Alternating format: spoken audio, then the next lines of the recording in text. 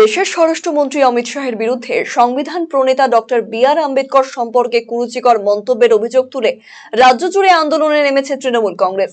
সোমবার রায়গঞ্জে এই ইস্যুতে বিক্ষোভ কর্মসূচি গ্রহণ করে তৃণমূল ছাত্র পরিষদ। এদিন রায়গঞ্জ বিশ্ববিদ্যালয়ের মূল গেটের সামনেই চলে বিক্ষোভ কর্মসূচি। সেখানে সংবিধান প্রণেতার ছবিতে মাল্যদান করে শ্রদ্ধা নিবেদন করা হয়। তৃণমূল ছাত্র পরিষদের কর্মী সুভাষিস ঝা বলেন, সংসদে দাঁড়িয়ে দেশের গৃহমন্ত্রী অমিত শাহ সংবিধান প্রণেতা ডক্টর বি.আর. আম্বেদকর প্রসঙ্গে কুরুচিকর মন্তব্য করছেন। এমন একটি গুরুত্বপূর্ণ পদে থেকে এমন মন্তব্য করা উচিত নয়। তার বিরুদ্ধে প্রতিবাদ জানাচ্ছে তারা।